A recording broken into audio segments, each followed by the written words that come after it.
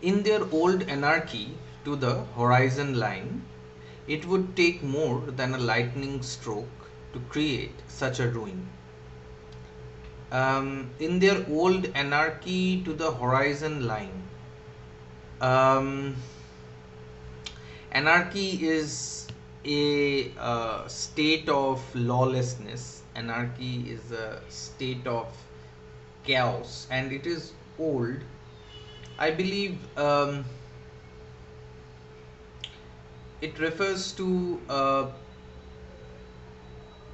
the mythical or the epical age where chaos reigned, or it could also refer to the biblical idea of the chaos that reigned before the creation.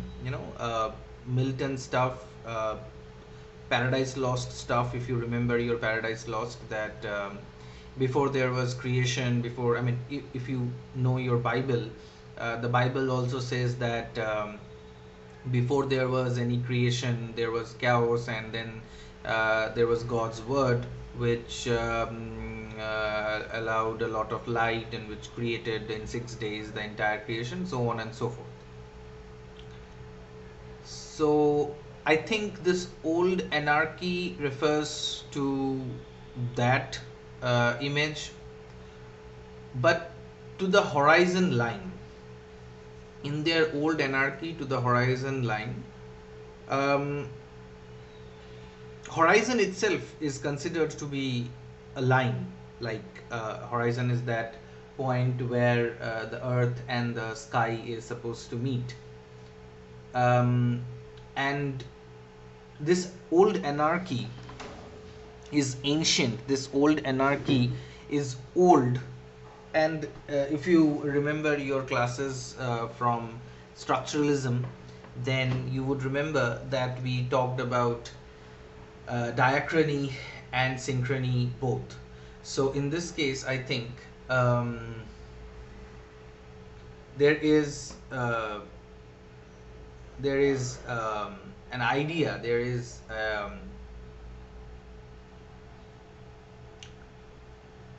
the idea of the vast extent of anarchy that stretches right down to the horizon line is being referred. That in their old anarchy to the horizon line. So the anarchy is old, the chaos is old, as well as it is geographically extended as well. Like both in time and space, anarchy reigns. And this anarchy could be associated with the chaos, the disjointed thoughts and ideas that occur in the mind of Sylvia Plath.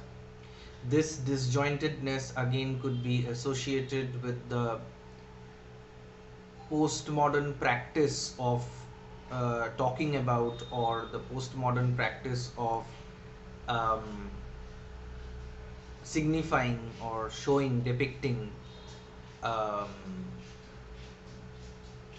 disjointedness, disassociation, fragmentariness, because as I was talking in the last class, postmodernism is something that talks about, or that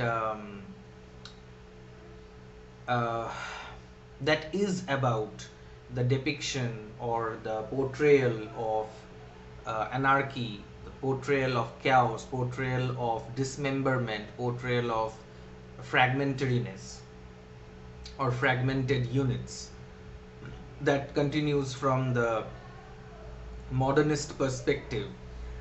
Since you also have read, since you have also gone through your modernism, you have your training in modernism, and one of the main features of modernism, if you remember it, is this fragmentariness of experience, fragmentariness of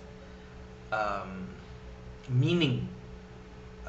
If you have read Ash Wednesday, or if you have read Preludes, this fragmentariness, this fragmented experience is something that is there in modernism, and it only got heightened in postmodernism.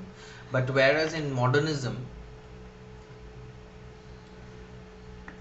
the fragmentary experience was more of a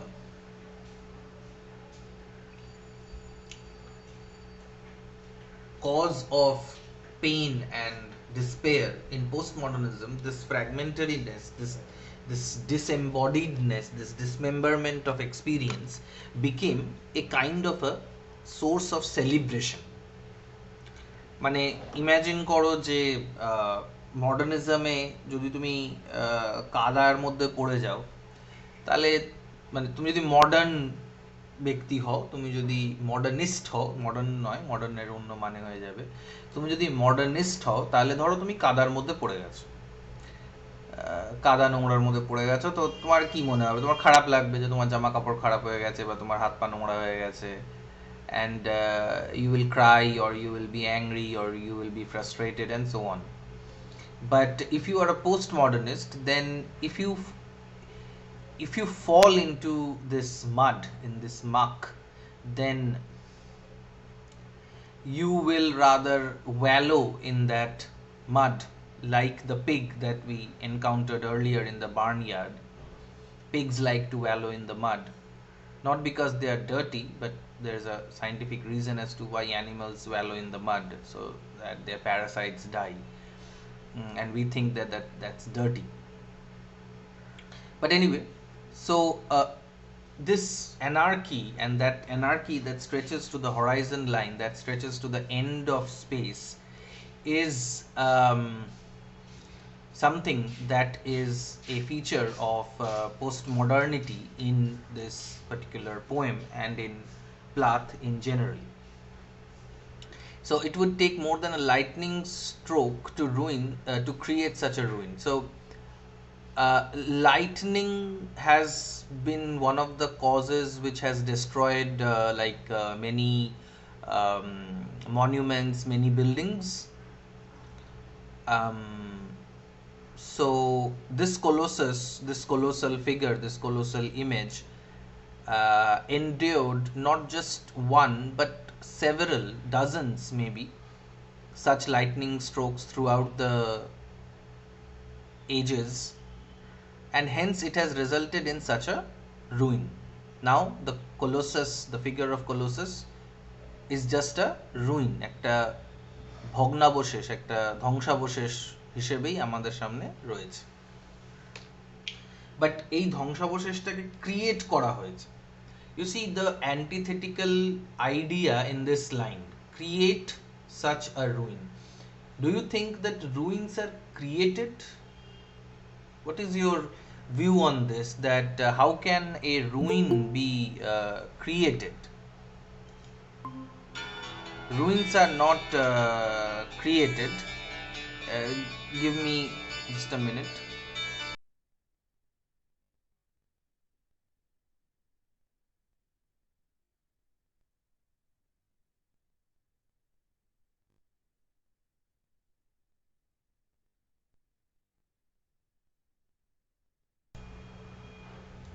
Okay, so I was asking you if you have any idea about, or if you have anything to say about um, the fact that how can you create ruins? Ruins are not created. Ruins are um,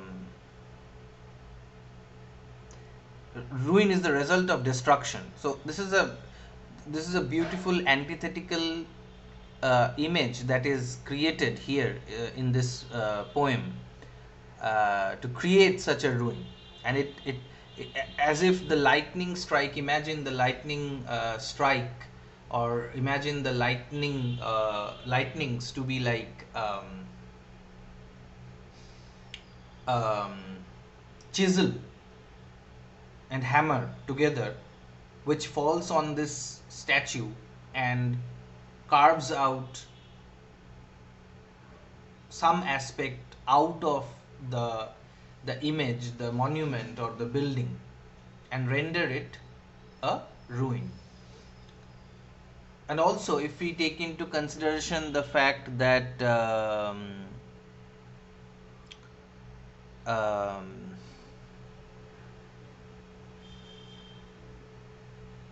this ruin is actually this ruin is being referred to as the ruin of the the father, or the ruin of the family. So maybe in an extended metaphor, we can say that this colossus, this image of the colossus, signifies the image of a family which is ruined, which is in ruins, and it did not take one lightning strike. It did not take one aspect of ill luck, or because when the lightning strikes, we think it's ill luck that the lightning has struck us. So it did not take us just one strike of ill luck um, to ruin a family, but several, many nights.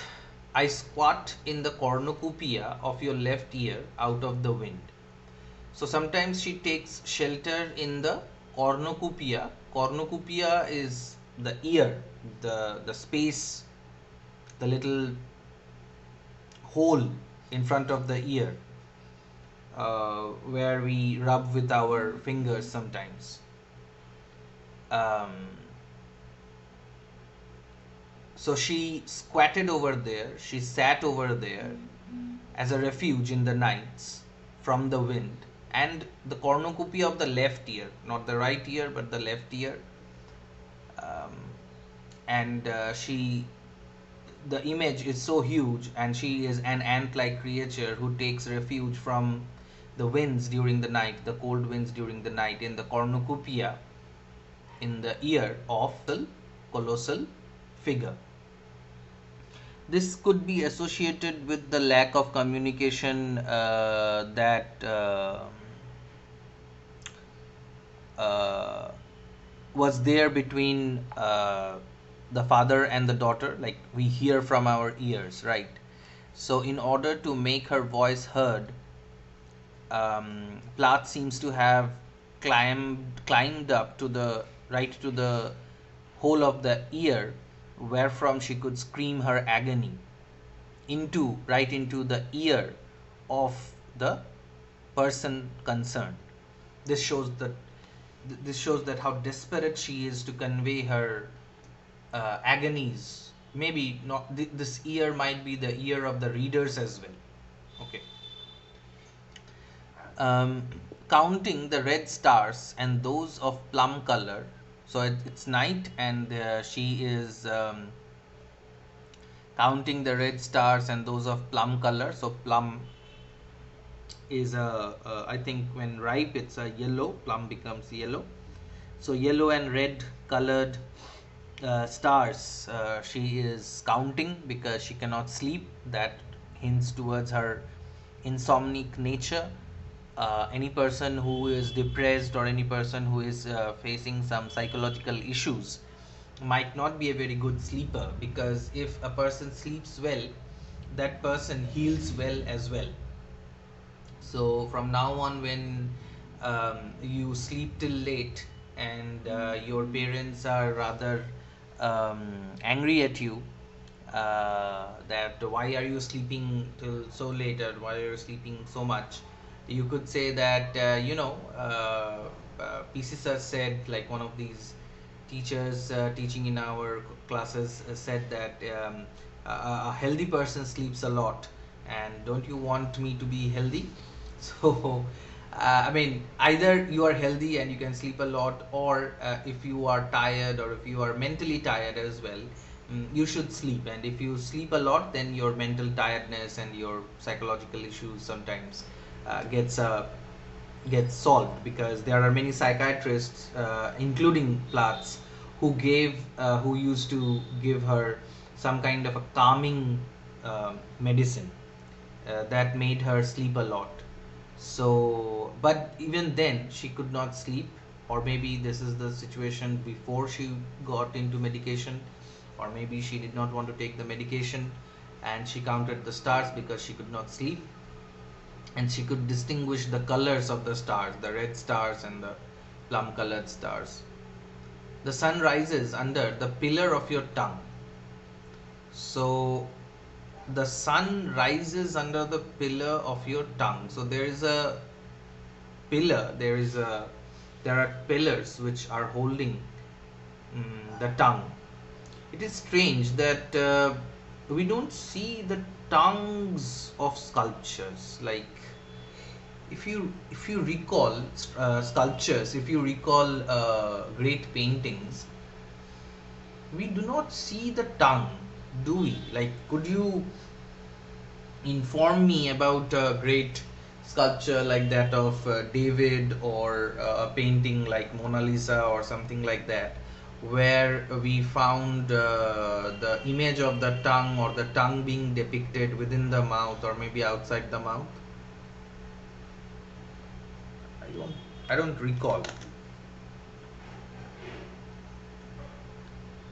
ever seeing a sculpture, a serious sculpture, that is. I mean, there's this meme, or there's this popular image, I think, um, of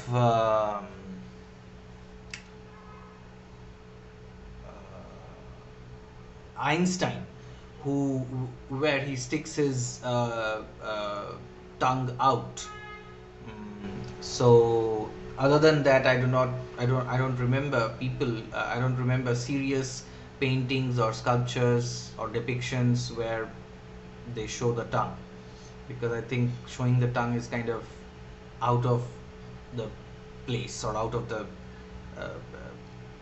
general plan of depicting the face, or something like that. Okay. So, but what does it mean that the sun rises under the pillar of your tongue? So the tongue is so huge that there are pillars to support it, and even the sun is shorter, even the sun is smaller, the sun is diminutive in front of the figure of the colossus. The figure of the colossus outsizes that of the sun, and the sun rises from under the pillars of the tongue. My hours are married to shadow. No longer do I listen for the scrape of an keel on the blank stones of the landing. So her hours are married to shadow. Shadow can be the metaphor for death. Shadow can be the metaphor for depression. Shadow can be the metaphor for uh, the darkness that is associated with death. Uh, so all these things are being referred to here when she says that my hours are married to shadow. So she is gradually sliding into the muck. She is gradually sliding into the depths of depressive darkness, where she is losing her desire to live anymore. So that's why she is saying that all she thinks is about death. All she um, thinks about is death. All she thinks about, all she does is to talk about the shadow and the death. She was melancholic, and that is one of the reasons as to why she committed suicides. Melancholic people often commit suicide. So she does not listen. No longer do I listen for the scrape of a keel on the blank stones of the landing. So she is not hearing, she is not listening to the scrape of a keel. Um, Keel, I think, is a tool for tool of archaeologists to unearth some kind of artifacts from the earth. Um, so it's a long piece of wood or metal on the bottom of a boat that stops it falling over sideways in the water. Mm, that's one definition. Uh, so it's a nail. Is It's a thin piece of metal with one pointed end and one flat end. I think it is like a supporting device uh, on the blank stones of the landing. Now that when I think in these terms, that if we are talking about the landing, so is it a boat? Is it a ship or a boat that is making landfall, and the boat and the ship, or the boat actually is making a landfall on the blank stones. It's a stony area, it's a stony harbor, and so the keel is making this sound, the keel is making this noise of scraping on the blank stones. So there is no sound, or even if there is any sound of the interruption being created from an outside source onto the blank stones of the landing. These blank stones could be the blank mind of Plath. We often find some people, some persons, to be staring into the blankness. We often do that when we are not in the when we think a lot, when we are when we are um, absent-minded. We look at something, but we do not really look at it. At that point in time, we are just being absent-minded. We are thinking of something else unconsciously, and that could refer to the blank stone. I mean, my mind is compared with the blank stone. And since she is depressed, and since she is absent-minded, she is not listening to anything else. The landing of a boat, as referred to by the keel and the landing, does not make any difference in her absent-mindedness. She is wholeheartedly devoted to nothing. She is wholeheartedly devoted to depression, and nothing from outside her mind makes any impression anymore. And I think if there could be another image here in these two lines, that since she is in the cornucopia of her father, trying to make her voice heard through poetry, she herself, ironically, is not open to listening anymore. Something that was done perhaps by her father, consciously or unconsciously, literally or metaphorically, is being repeated ominously by the daughter as well. So, like father, like daughter, she is not going to listen to new ideas, she is not going to listen to the arrival of uh, people. She is involved with shadows now. She is involved with her own thoughts of depression and death. So that's how I would like to look at it. But of course, as I was thinking today, that I'm just giving you one interpretation. I'm able to give you one interpretation of the several interpretations that could take place of this poem. And when you encounter this poem later in your life, maybe whatever you heard today will not be the same as whatever you might feel about this poem sometimes later.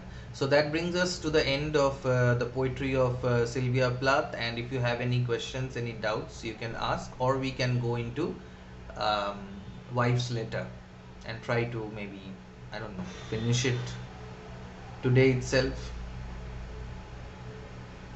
Any questions, any doubts? Like, even related to Dickinson or structuralism, I would try to answer them.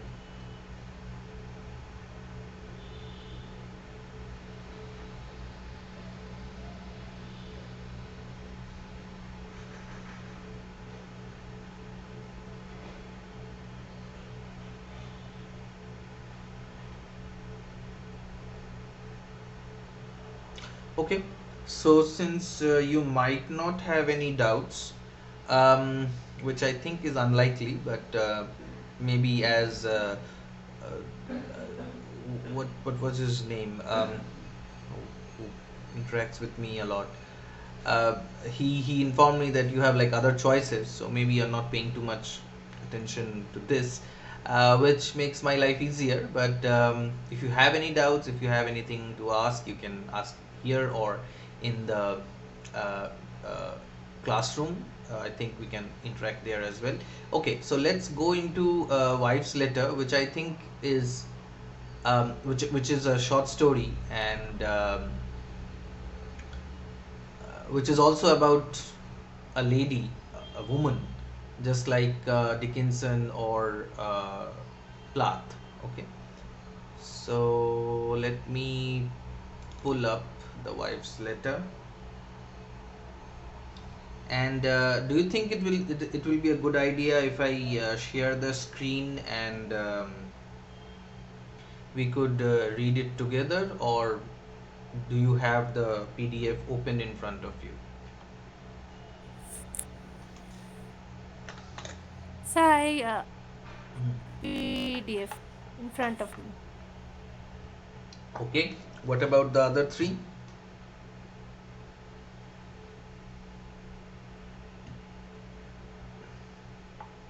We have it as well. Okay, all right. So I'm not sharing my screen and I'm reading it, and concurrently, you would also read the short story. However, it is not really very short. It's not like 4 or 5 pages. It's actually 13 pages long. Mm, and it might take more than just an hour or so to go through it entirely.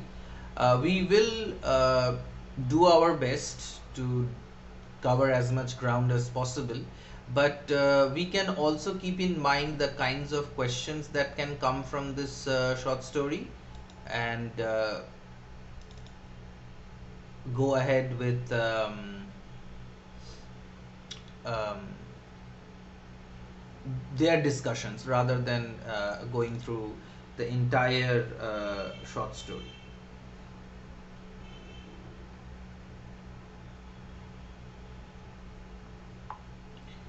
Okay.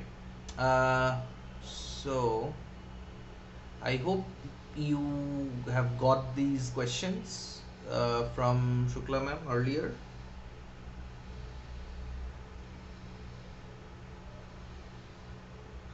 or not.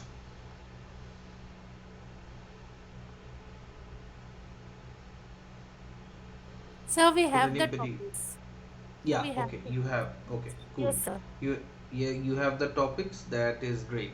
So the first, there are like six possible questions from this particular text, and I'm just repeating them here. That is the title of the story, relationship between Bindu and Mrinalini, characterization of Mrinalini, condition of women in the society, prose style, and critical appreciation of the short story. I would like to begin from the last uh, question, which is a flat one, but I think it will help you to critically appreciate not just this short story, but and not just stories, but entire novels also, and also poems, because I got this format way back when I was in my undergraduation, from some book which I do not remember anymore, and I think the copy, the exercise copy where I wrote it is also lost. So I cannot remember where I got this format from, but I think it's a pretty good framework for trying or attempting critical appreciations. So I mean, it's a pretty what what you can call is a formal way to approach critical appreciation. And as I said earlier, this is one way of approaching the critical appreciation, and there could be various other ways in which you can critically appreciate any poem or any short story. So there will be these few points while discussing the short story.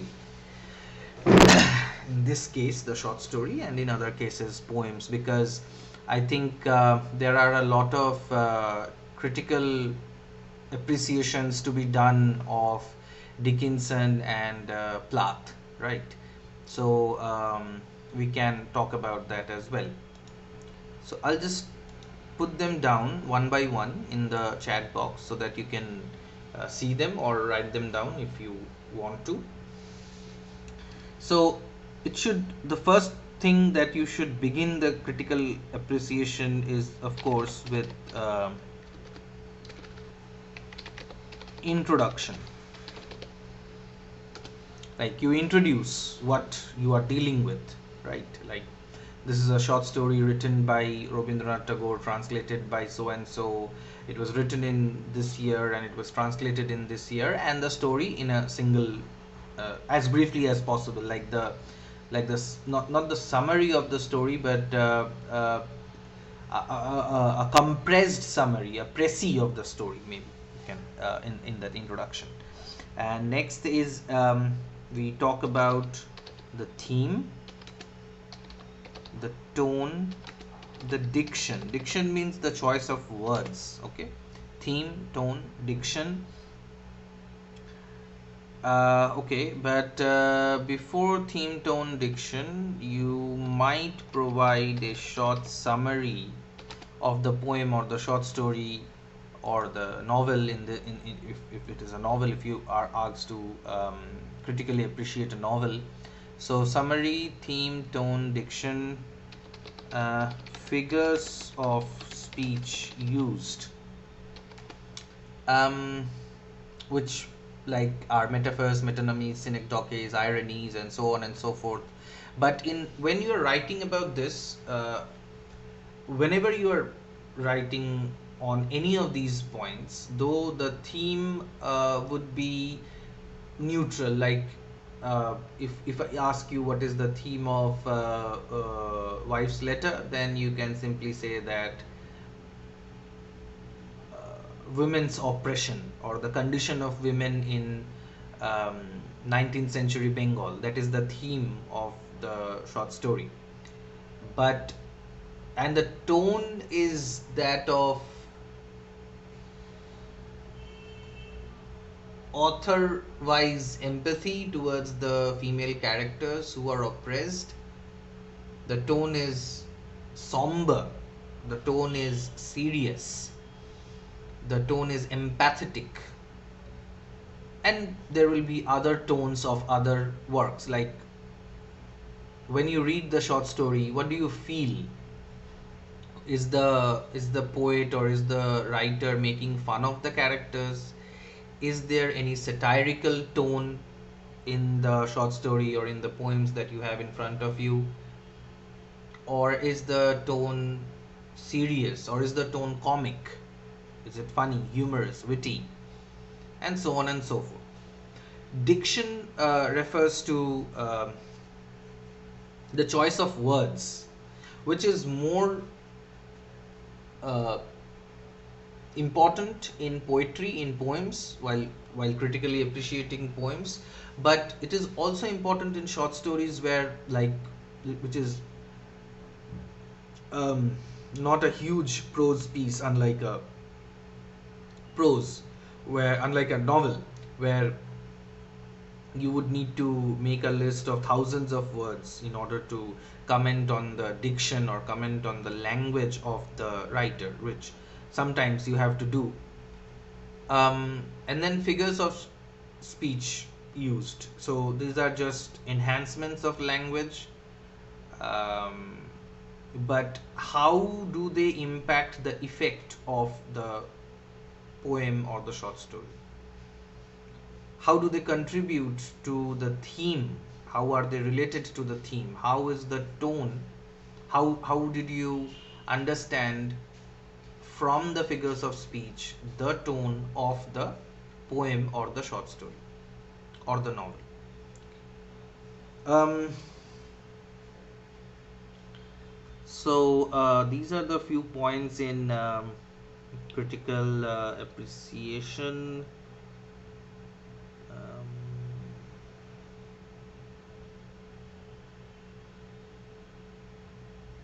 Maybe a little about the author as well. After the introduction, a little bit about the author. Okay, that will give a lot of context. And finally, conclusion. Now, the conclusion should have um, your own thoughts on the short story or on the poem or on the whatever drama, whatever you are appreciating. Like, why do you like it? Putting it very simply, why do you like it? Why don't you like it? If you liked it, why did you like it? If you didn't, why didn't you like it? But this is not academic parlance. Like, this is not how an academician, this is not how what we can expect from a master's student, that I like it because and I don't like it because. So just remove these sentences, I like it because, I don't like it because, and say from an objective perspective, like the character of Mrinalini stood out in the short story, and I really feel uh, sad at her plight, or the character of Bindu really um, is a memorable character because she is the monument of helplessness, and so on and so forth. So something from your own end, like something as if you are a reviewer of a movie or of a web series, and utilize that faculty onto the critical appreciation. So we will, I mean, whenever we discuss any poem, whenever we discuss any short story, I actually take this format, I mean, I carry this format in my mind and I try to do that. Okay, so but it is not always possible. So uh, we can try it here on three wives letter, a wife's letter. So, A Wife's Letter by Rabindranath Tagore, and it was translated from Bengali by Prosenjit Gupta. But this translation is one of the many translations that occurred. So, we don't know if this is an authoritative translation, because in Bordhaman University, I think they had prescribed the text to be followed for these translations, but I cannot recall the name of the book where this translation is supposed to be. But this is easily available from the net, so I just downloaded it and put it here. Um, so let's continue. So, if we are talking about introduction, if we are talking about the life of Rabindranath Tagore, um, we know a lot about him in general because he's considered to be the Shakespeare of Bengal and so on and so forth. Um, and we can also bring in our knowledge, whatever information we have on Rabindranath Tagore and his way of looking at things in Bengal, or his or how other short stories or other novels or poems talk about these very issues. If you have Home and the World in your syllabus, if you have Goda in your syllabus, um, then there was this another short story which I can't remember right now, which also talked about the condition of women. And Rashundari Devi is another, not contemporary but a little earlier than Rabindranath Tagore. Rashundari Devi also talks about similar themes, similar issues. So let us go into the text. To thine auspicious lotus feet, thine auspicious lotus feet. What? Just give me a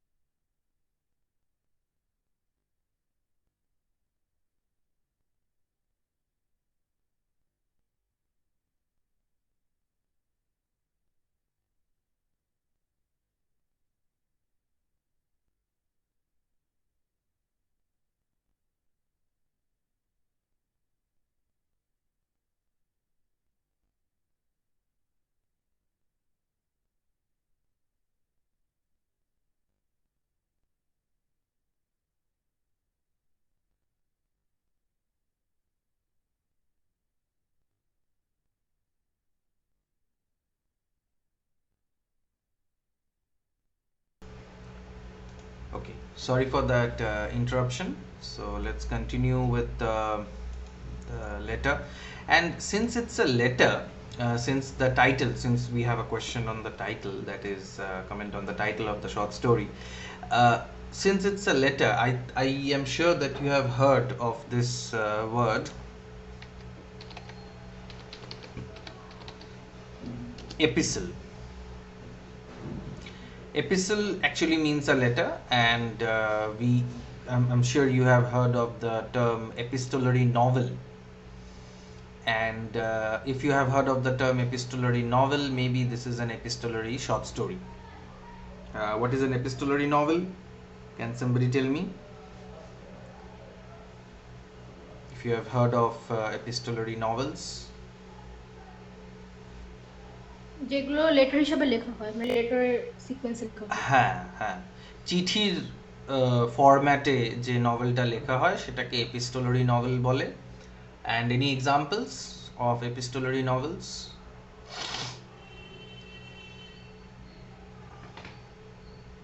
Well, there are. Anne Frank. বলো। Anne Frank. Anne Frank.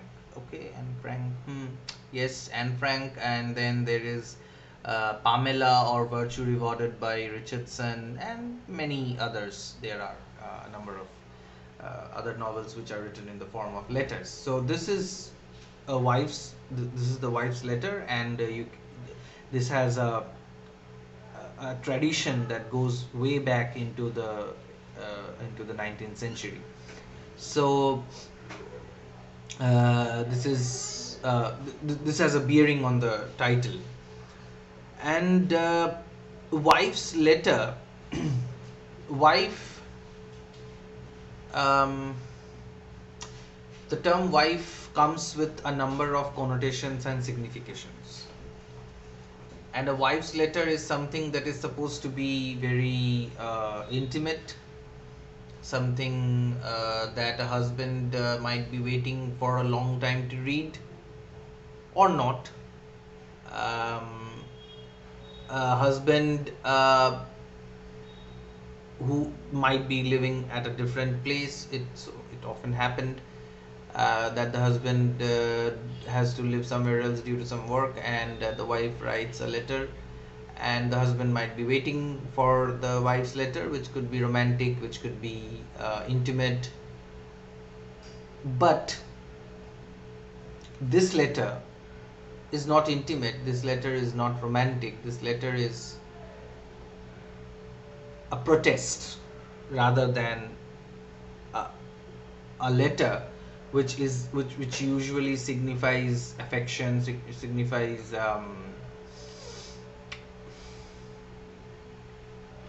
close association, signifies informality once, like not anymore. I mean, now when you write a letter, you write a letter of application, you write a letter of you know you request for something, you write a letter to the municipality, or you write a letter to the principal, which are very official things. And since a long time, since the invention of the telephone or the widespread use of the telephone, modern people are intimate over the phone or WhatsApp or Telegram, whatever. They don't write letters to each other anymore.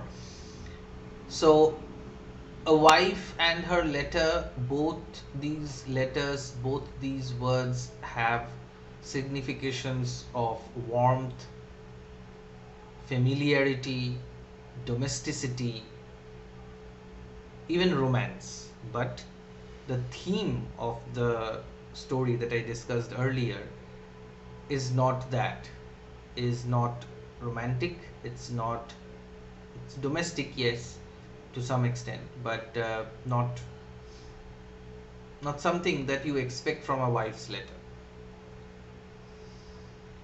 It is a personal statement, yes, but personal statement made from the perspective of a harassed wife, of a person who is writing perhaps her last letter to her husband.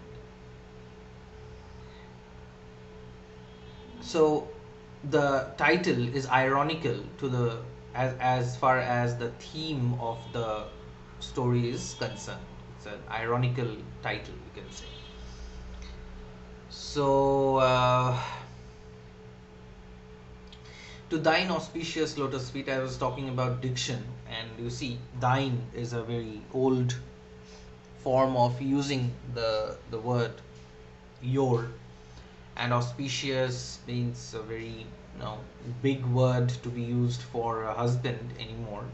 But back then the husband was called Pati Parmeshwar.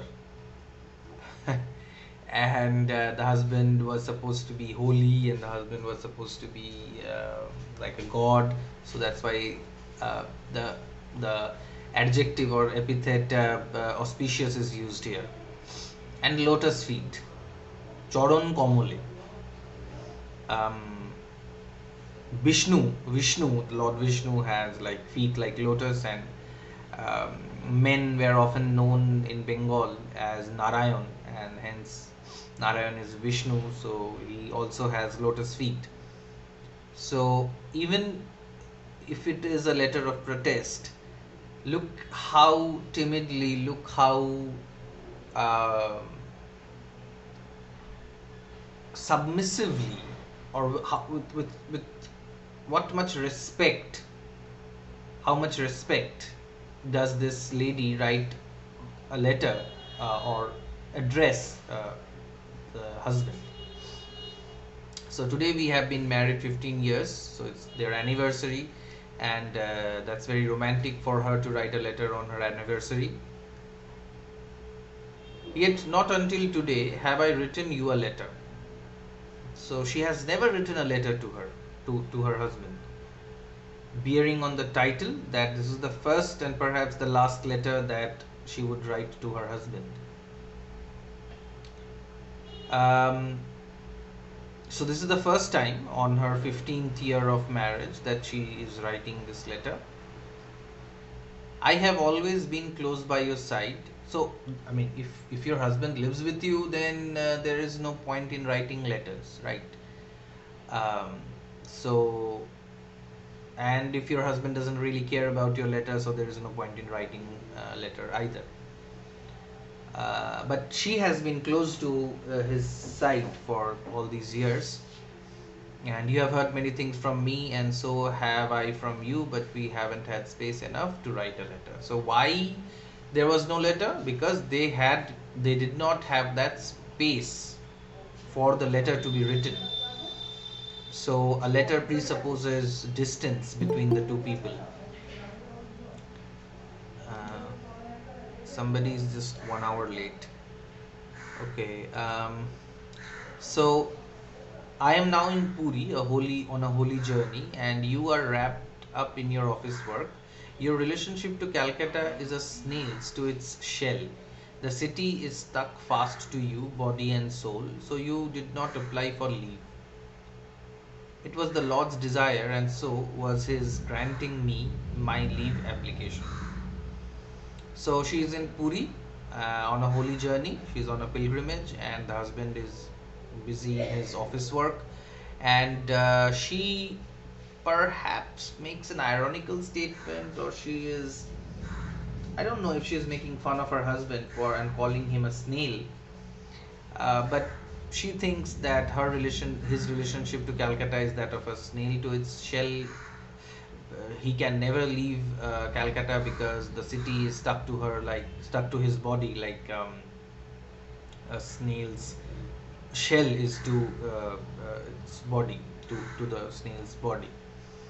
So he didn't apply for leave because he cannot leave Calcutta. But she left the city, and as if her husband was her boss, her husband granted her the leave, and she applied for a leave from her husband, and the leave was granted, as if the wife was in a corporate relationship with her husband. মানে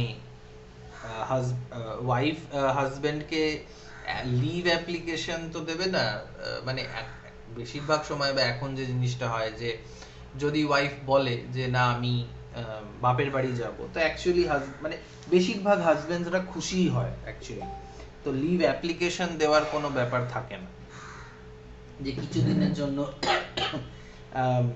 বউ থাকবে না, তো মানে ছেলেরা নিজেদেরকে ঘরের মধ্যে, মানে হাজবেন্ডরা নিজেদের মধ্যে ঘরের মধ্যে ফ্রি বলে মনে করতে পারে।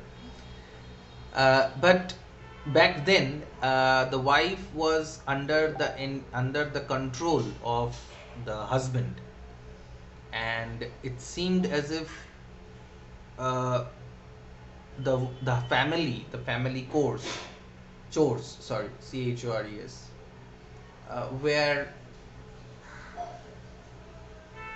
fundamental to the existence of a woman. The woman was born to work in the household, and if you need to like get away from the household chores, you need to apply to the boss. So the boss here is the husband, and the boss granted her leave, that okay, you may go to Puri for some time.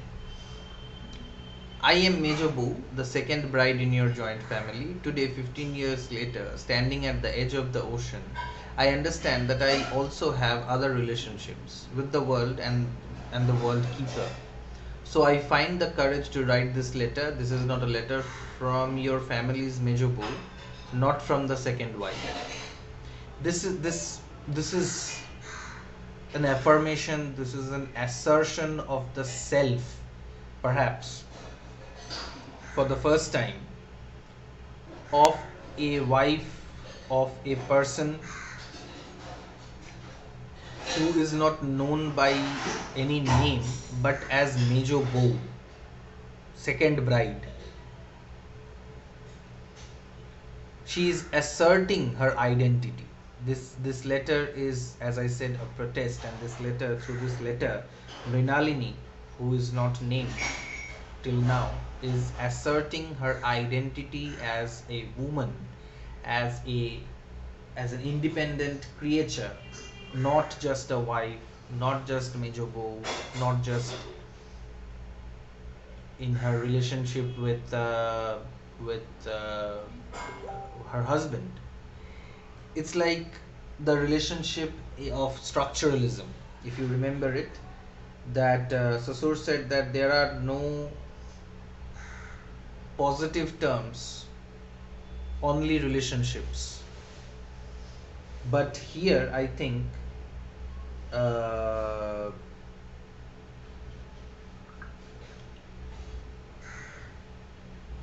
Mrinalini is asserting her own existence not in relationship to her husband or to her family, but again maybe to a relationship with the world and the world maker. But still, there is an assertion of a separate identity. Relationships still are there. She cannot break out from the realm of relationships and engage in a dialogue where she is alone enough, or alone, something that does not need anything else. Someone who does not need any relationships, but she is gathering enough courage. She is saying that she is not in a relationship with the family anymore, and now she has some other relationships as well. She has some other existence as well. Long ago, in my childhood days, in the days when my preordained marriage to you was known only to the omniscient one who writes our fates on our foreheads, my brother and I both came down with typhoid fever. My brother died, I survived. All the neighborhood girls said, Mrinal's a girl, that's why she lived. If she had been a boy, she couldn't have been saved. Jomraj is wise in his deadly robbery, he only takes things of value. So you can underline this particular last line and understand the condition of women during that time. No death then for me. It is to explain this at length that I sit down to write this letter. So she wants to explain why there will be no death for her. Why were women once considered to be Jomer Oruchi?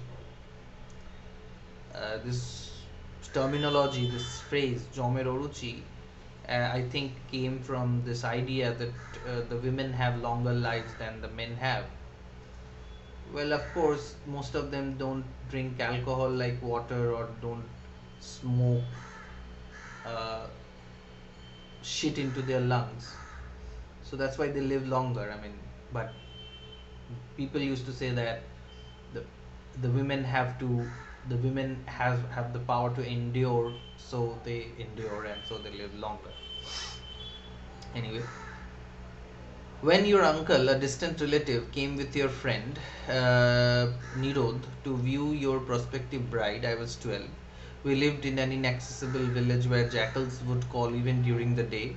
14 miles from the railway station by ox cart, then 6 more on an unpaved road by palanquin. How vexed they were, and on top of that, our East Bengal cookery. Even now, your uncle makes jokes about those dishes. So she she was offered for marriage when she was 12, and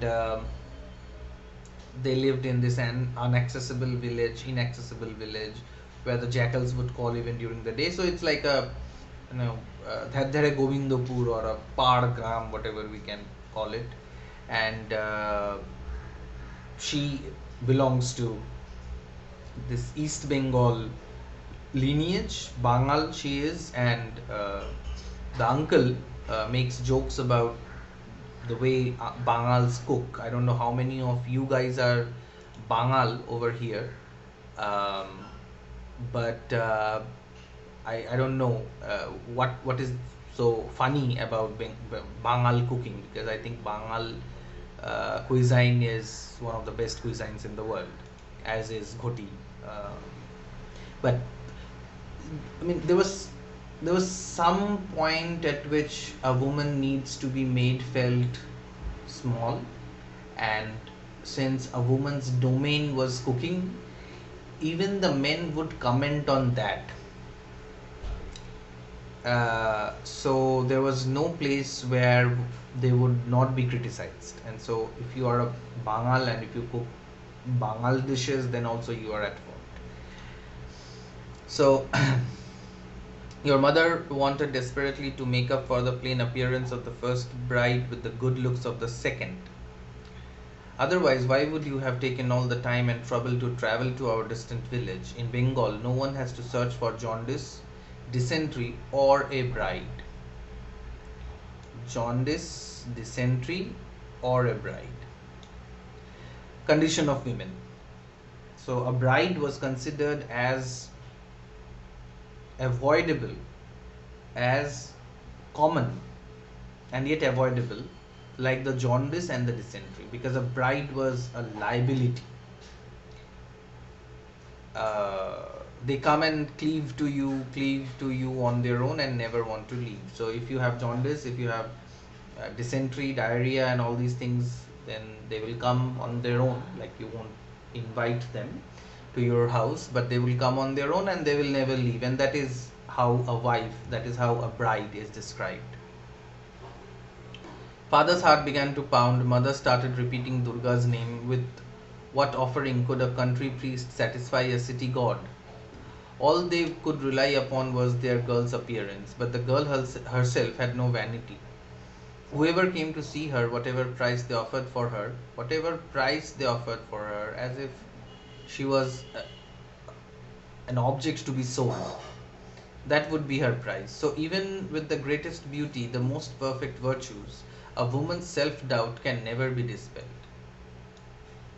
So, condition of women, that the most beautiful woman, with no matter how virtuous she is, she would still have her like self doubts. Okay, and she could doubt her birth. She could doubt that whether she could get married into one of the good families or not, or whether she could ever get married at all. And if she stays a bachelor or a spinster, then, well, she has hell to pay for it. And if you have read your Pride and Prejudice, the thing was not really very different for the Britishers either. Like if you think that, oh, back then the thing was very different in Europe, no, not so much. I mean, the condition of the women was not so poor, but still kind of similar. The terror of the entire household, even the entire neighborhood, settled like a stone in my chest. It was as if the day's sky, its suffusing light, all the powers of the universe were bailiffs to those two examiners, seizing a 12-year-old village girl and holding her up to stern scrutiny of those two pairs of eyes. I had no place to hide. This refers to this, drama that used to be played out, maybe even 10 years ago, when a groom's family would come in, eat a lot, and would ask the bride to একটু হেঁটে দেখাও তো, দেখি তোমার চুল কতটা লম্বা, কানে শুনতে পাও কিনা, চোখে দেখতে পাও কিনা. So these were the scrutinies that this girl of 12 was put through. The wedding flutes wailed, setting the skies to mourn. I came to live in your house. You see, there is no direct reference that it was not a happy marriage, but the image of the wedding flutes wailing, crying, and the skies are mourning. Perhaps it was raining that day, and she came to live in the husband's house. And it showed how painful, how sad she was, because even the nuptial flutes appeared to be wailing, the nuptial flutes appeared to be crying, and the sky was like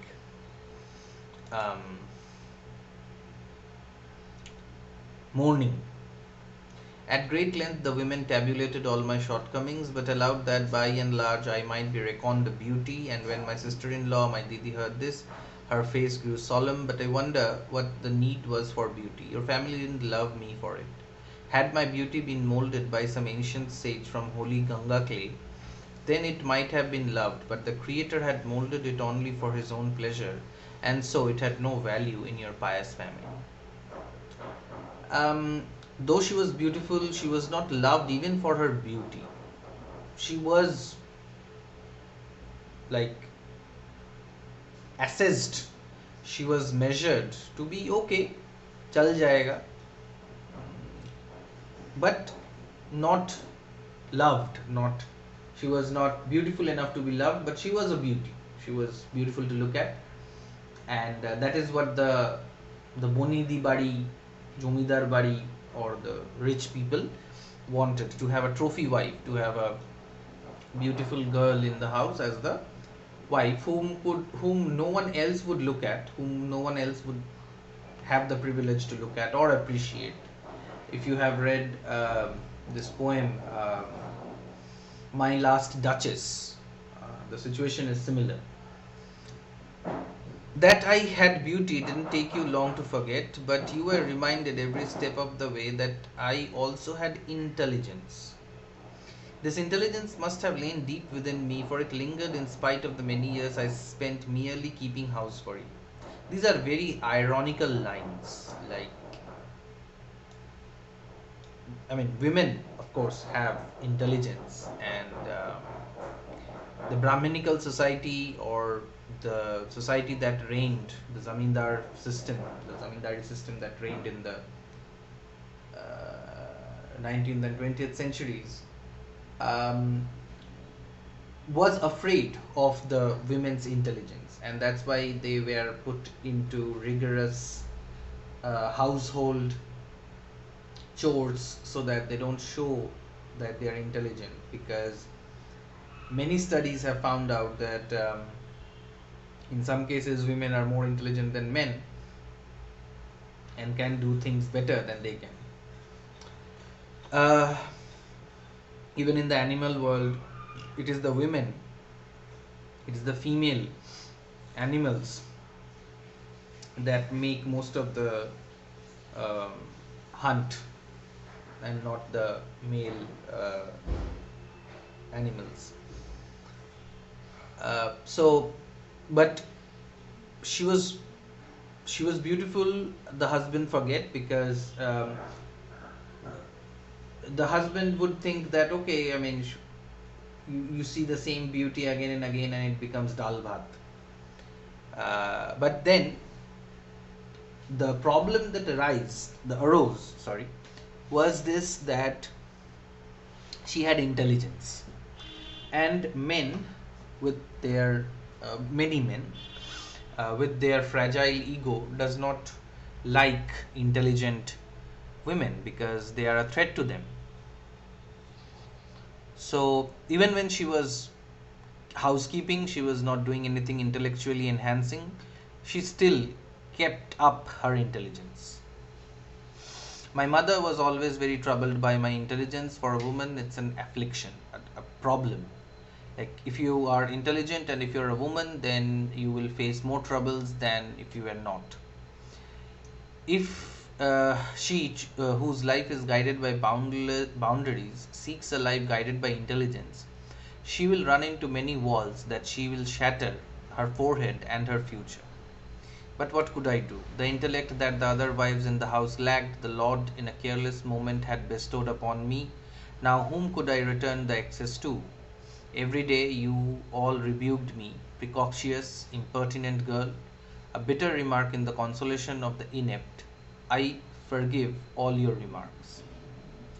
So, intelligent people speak their mind often, and she would like do some mukhe mukhe torko maybe, and this is something that authoritative people, orthodox people do not like. মুখে মুখে তর্ক একদম পছন্দ করা হয় না. Imagine a রাশভারী শ্বশুর মশাই who is saying that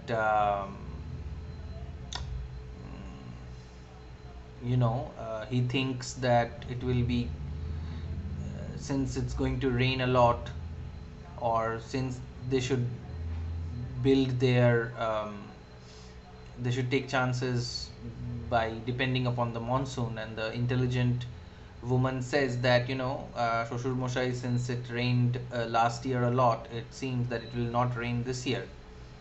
Imagine the embarrassment of the Shoshur Moshai, that how can this chit of a girl say a very commonsensical thing, but বড়দের মুখে মুখে কেন কথা বলবে? And since you're all like in your early 20s, and you also do the same with your parents, and your parents would say that খুব মুখে মুখে তর্ক করা শিখে গেছিস, and even if you say something logical, they would utilize this age old weapon against you, that you are a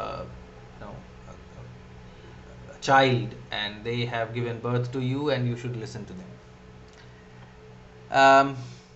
And I had something else outside all the domestic duties of your household, something that none of you knew. Secretly, I wrote poems. That is dangerous. Like if you are writing, I mean, the question is, where did she learn her letters from? We could say that she learned her letters from her father, who was a priest. He might have taught her letters, and she could write poems. It only shows her high level of intellect. No matter if it was all rubbish, at least the boundary wall of the inner compound could not stop me. There lay my freedom. There I could be myself. Whatever it was in me that kept your Mejobu detached from your family, you didn't like it, didn't recognize it. In all these 15 years, none of you ever found out that I was a poet. So as I said, this letter is a letter of protest. This letter is a letter of assertion of identity.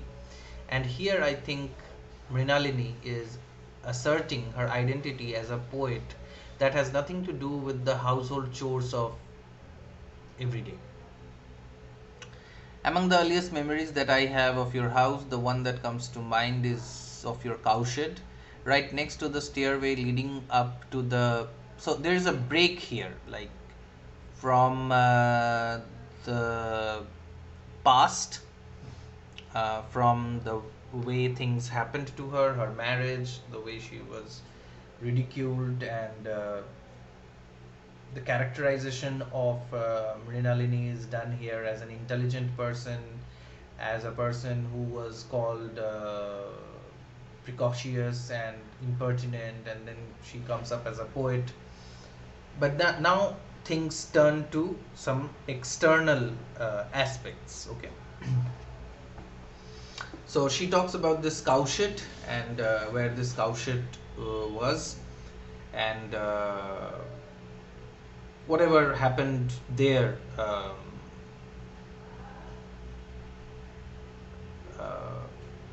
is being registered here, and this last line of page 2 is interesting for me. All morning the starving cows could lick at the edges of the trough, bite at it, take chunks out of it. So the cows were kept hungry, and the cows would not be cared for by the servants, and they would like bite the trough, bite the place where they are given to drink and eat. Like অনেক সময় আমরা যখন আমাদের খুব খিদে পায়, তখন আমরা প্লেটটাকে কামড়াতে শুরু করি, not any more, I mean kids might do it. My heart cried for them. So she was not happy the way in which the cows were treated in the house, and the cows are the obvious metaphor for wives. Like I remember in some 90s movies that I watched, that a father would usually introduce his daughter for marriage by saying that ye to gaay hai gaay. So a lady, a woman who is as docile as a cow is marriage material, or was marriage material back then. So she was a village girl, and she had only the cows and the calves as her friend, because this was the city, and yet they had cows and calves, which was normal back then. And these cows and calves were the only friends that she had. So when she was new, she used to give her own food to the cow, and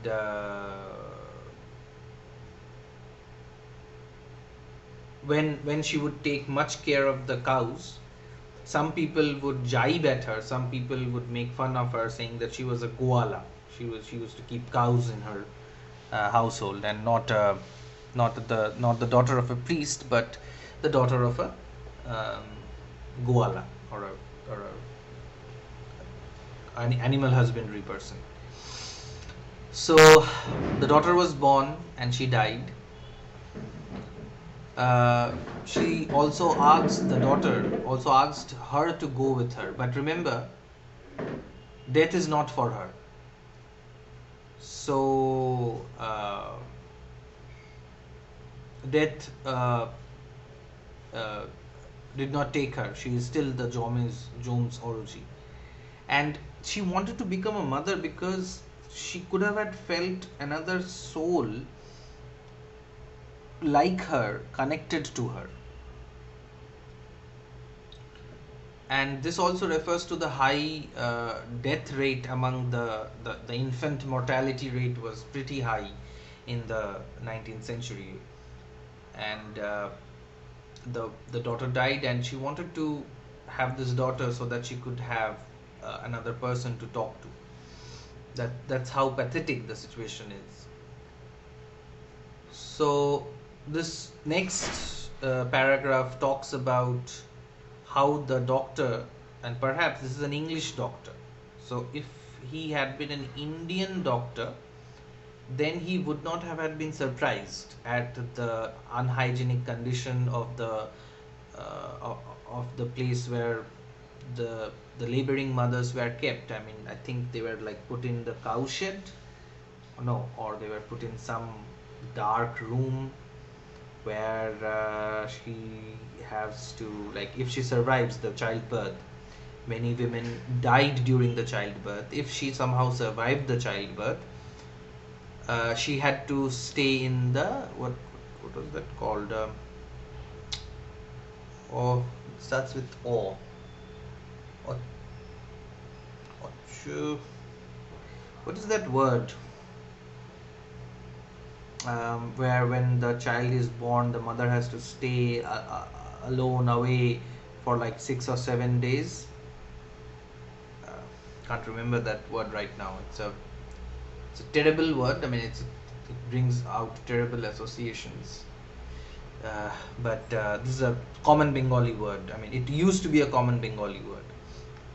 And the English doctor, who at least had clean Sir, places of birth, yes, Atur Ghor. Atur Ghor, yes, Atur. So Atur is where the child would be born and where the woman has to stay for like 10 days or 15 days, I don't know, and it was very unhygienic. And that is why people died, like, that is why children died, because they got infected by various diseases and bacteria. So,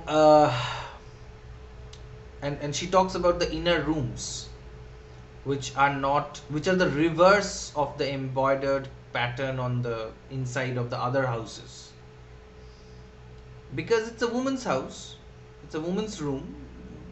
What does Why does it need to be beautiful? Why does it need to be embroidered and well furnished and well lit and well aired?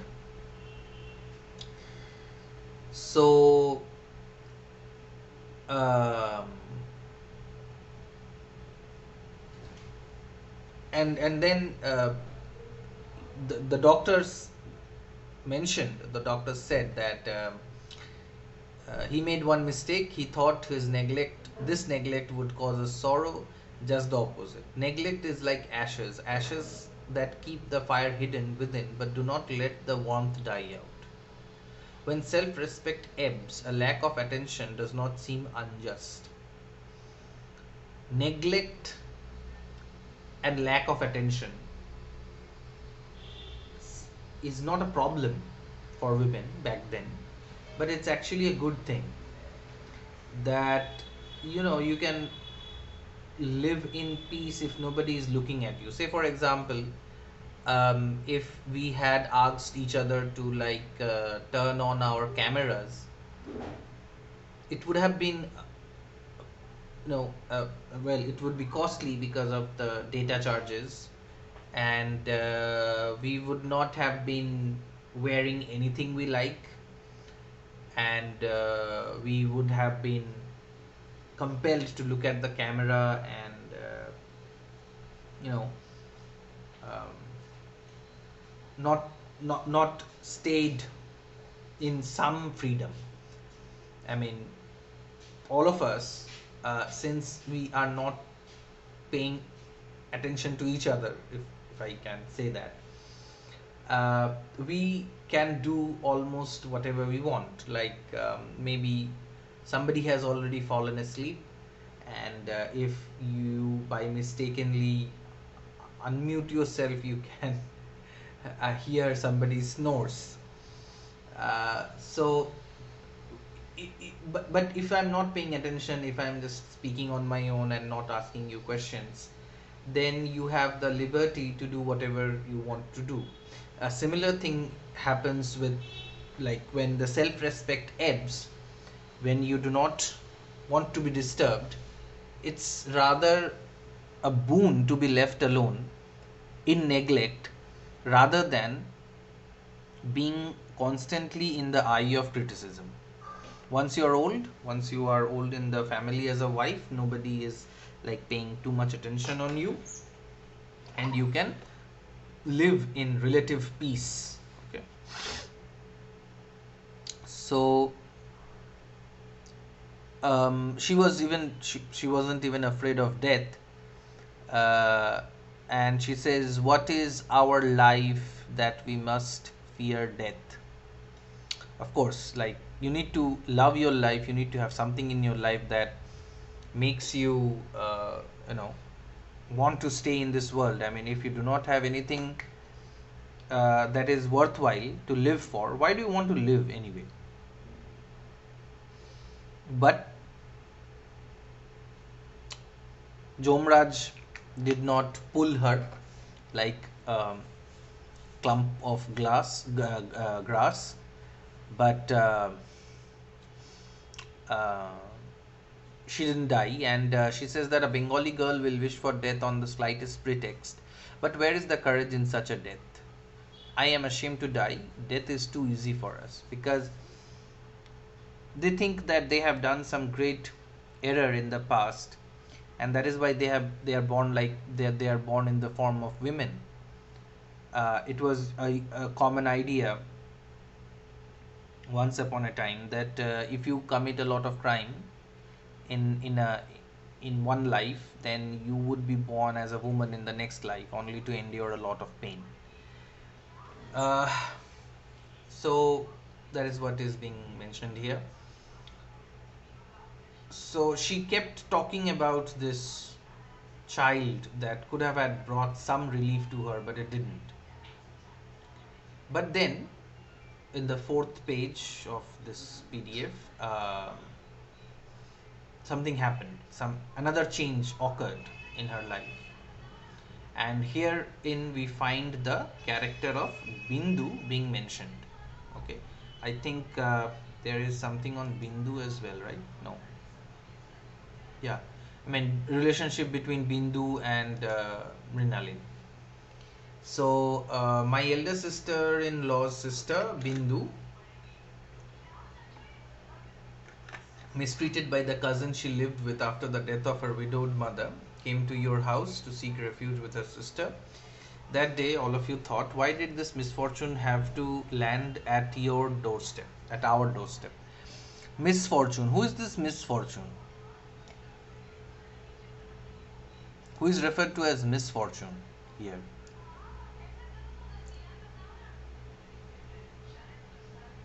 Is it Bindu or is it Mrinalini? And if it is, yes. So I think it is being referred to Bindu. Yes, Bindu is the misfortune. কপাল খারাপ বলে বিন্দুর মতন একজন মেয়ে বলে সে এসছে বলে তাদের কপালটা খারাপ, যে বাবা এই আবার উড়ে এসে জুড়ে বসলো কোথা থেকে হ্যান ত্যান। I have a contrary nature, so what could I do? When I saw that you were angry at her, my heart went out to this defenseless girl, and I resolved to stand firm at her side. To have to seek shelter at another's house against her will, what an indignity that is.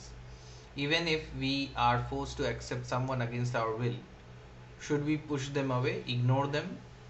So the relationship started because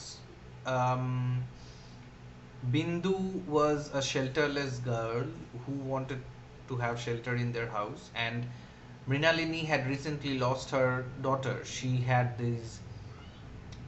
this feeling of motherliness, which is not just because she has lost her daughter, but we had seen this motherliness in her affection towards cows as well.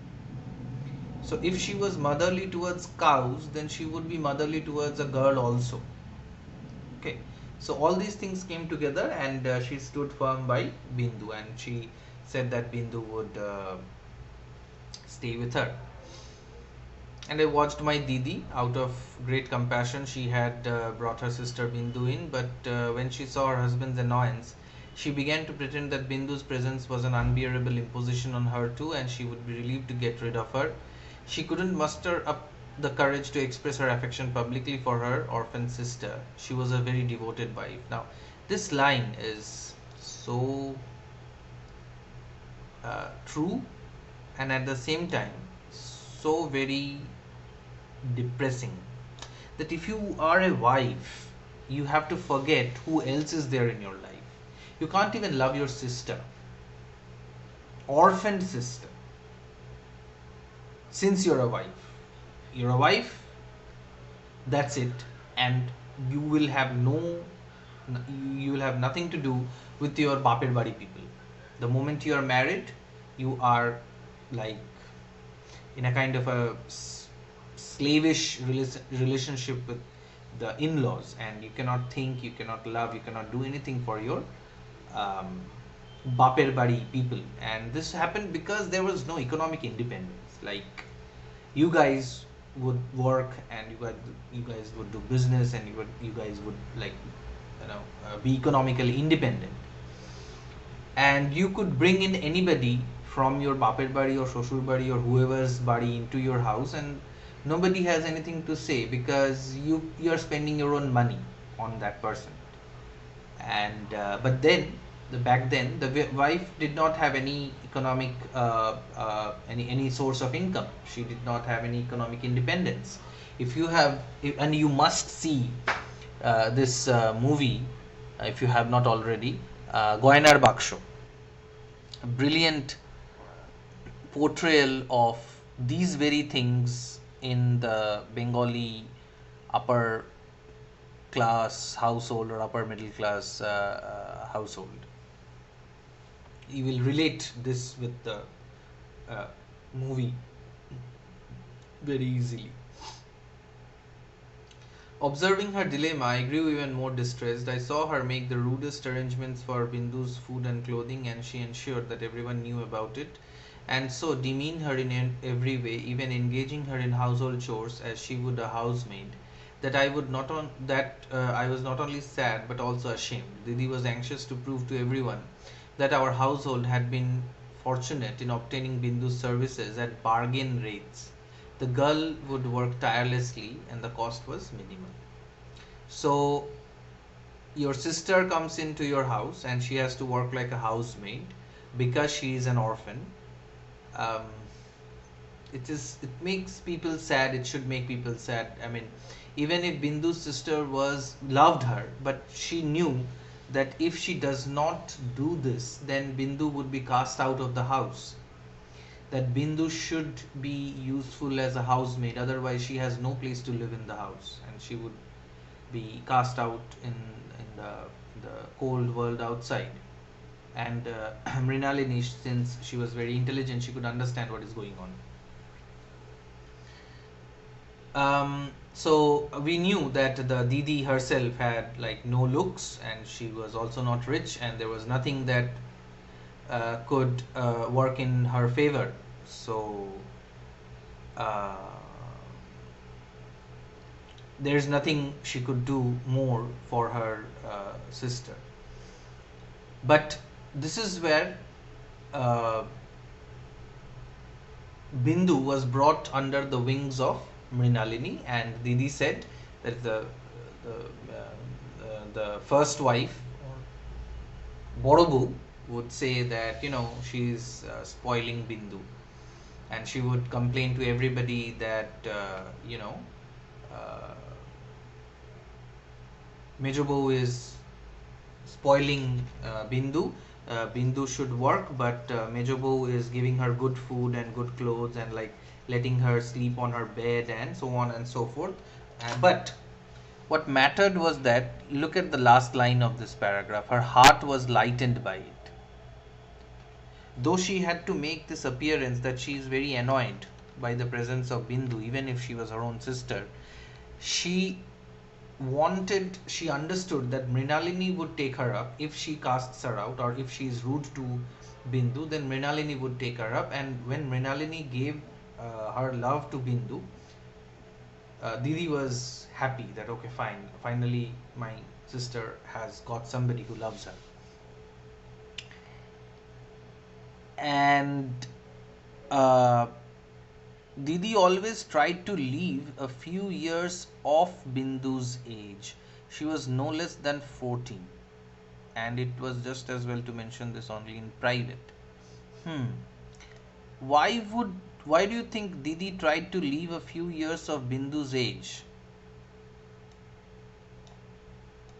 And she was like 14. But why would her sister want to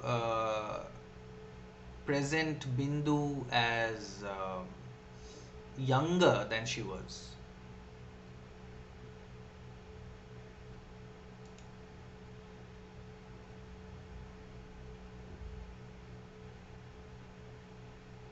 Why would anyone do that? Like, why would somebody say that my sister is younger than she looks.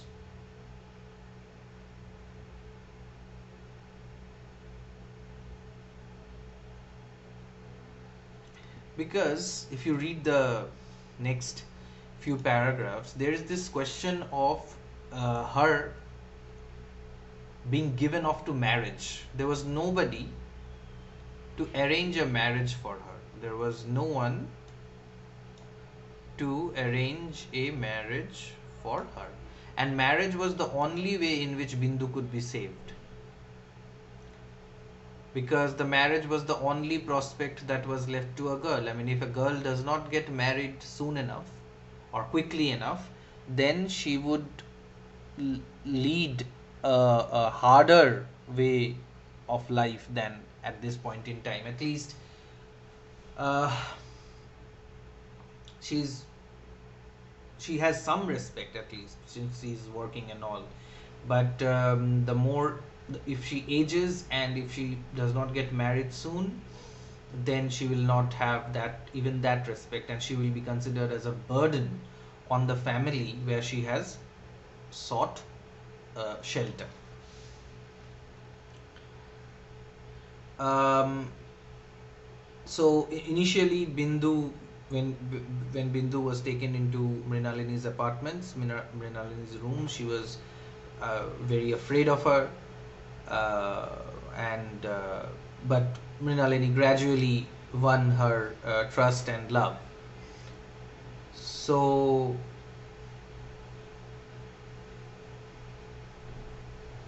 um, there's this episode that happened that she got smallpox, and the doctor came in and said that it might be smallpox, and so that she should be confined in a room. And Mrinalini agreed to stay with the girl because somebody needs to take care of the girl, because smallpox makes one very weak. And she this and this drastic image, this drastic step taken by Mrinalini was not looked upon with favor by anyone. But she did it anyway, and she healed Bindu. She gave Bindu another life, and by giving Bindu another life, perhaps uh, Mrinalini was making up for the loss of her daughter, which she couldn't, whom she couldn't save. Um, so, in this another paragraph, in the second last paragraph of page 5, there's one thing to be said for growing up neglected and uncared for. It makes the body ageless, immortal. Diseases doesn't want to linger, so the easy roads to death are shut off. So if you are not cared for, if nobody cares for you, and you grow up very rough and without any care given by your caregivers, then your body actually becomes very strong, because you always fight with diseases, and hence it is, if it is so strong that you always fight with these diseases, then no other disease can actually harm you.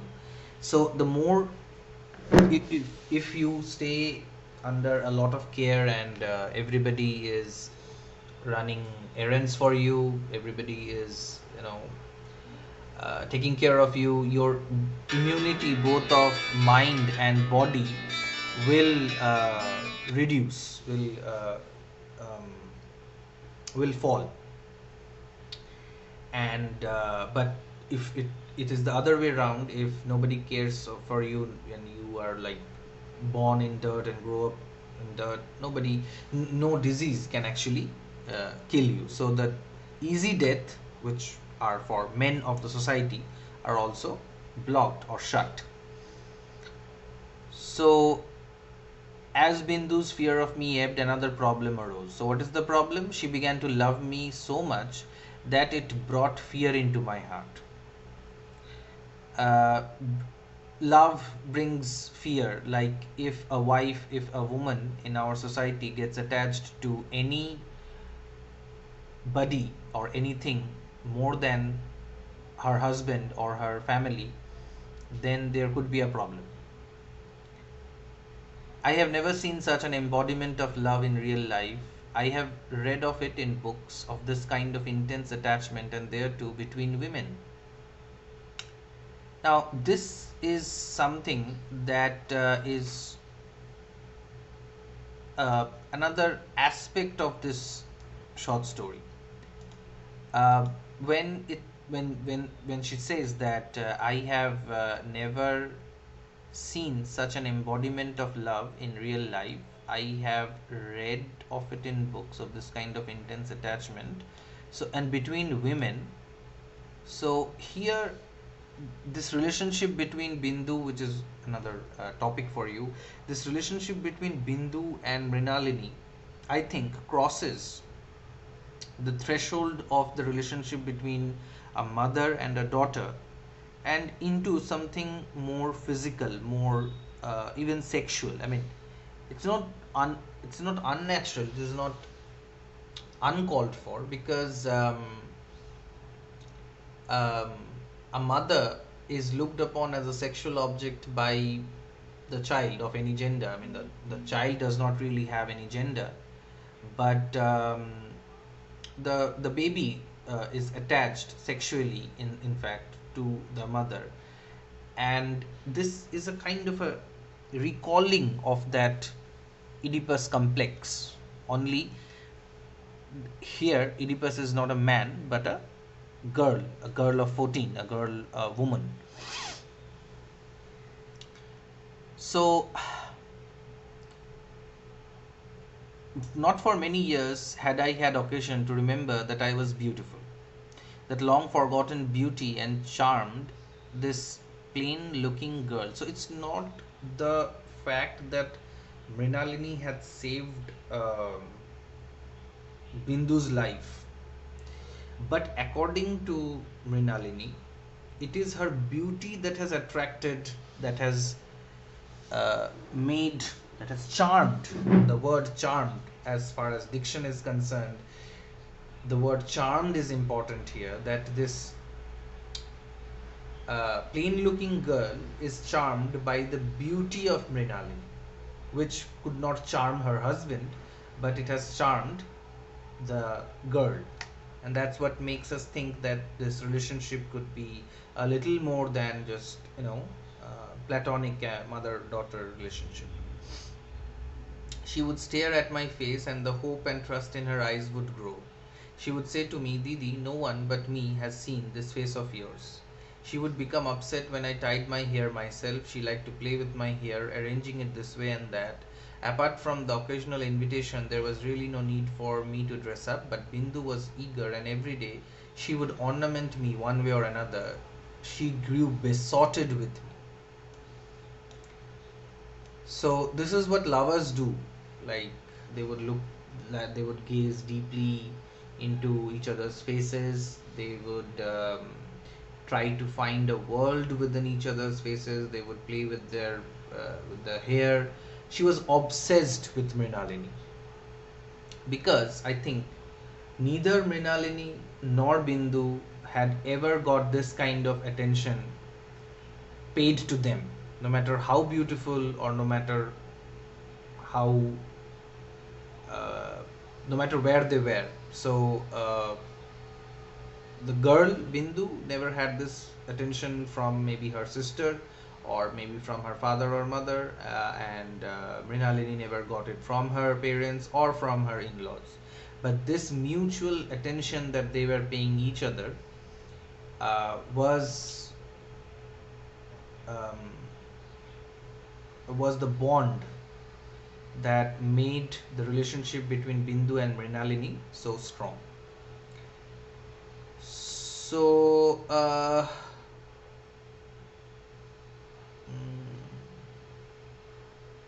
she's now compared in the next paragraph. She's compared with a plant that is growing up, and she's compared with the breeze, a breeze of cool air, a breeze of um,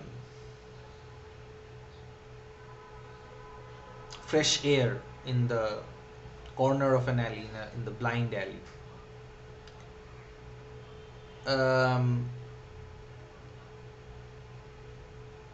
the unbearable impetus of Bindu's love began to agitate me. Once in a while, I admit, I used to be angry at her, but through her love, I saw a side of myself that I had never seen before. I was my true self, my free self.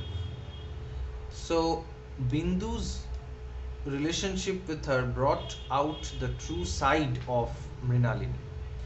Mrinalini understood who she was. She was a person. She was a human being. She was not just a housekeeper. She was not just a G in the house of her husband.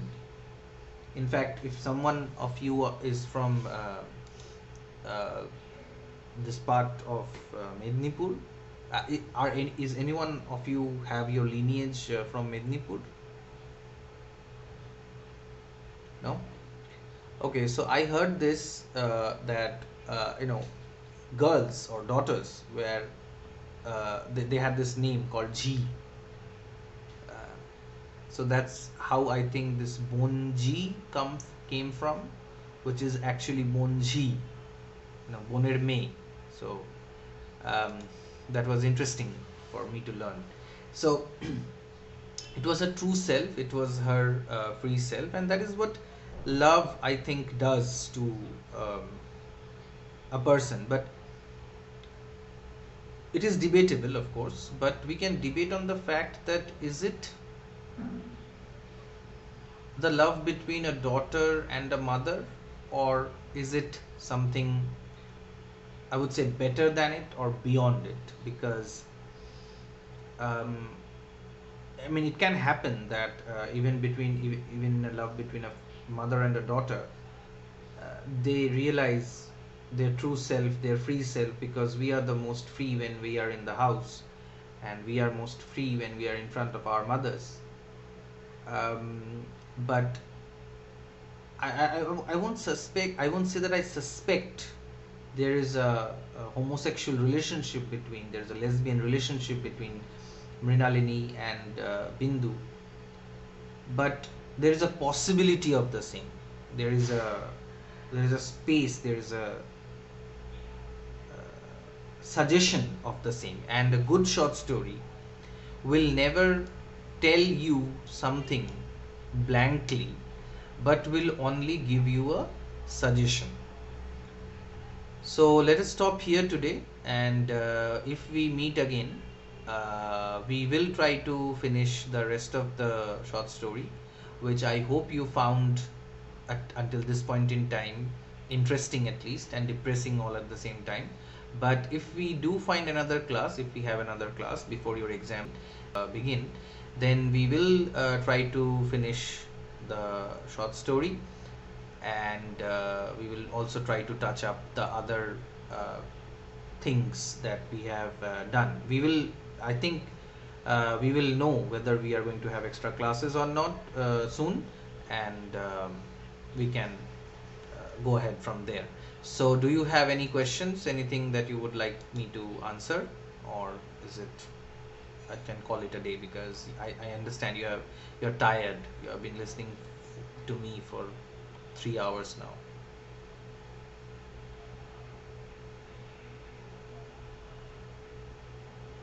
Okay.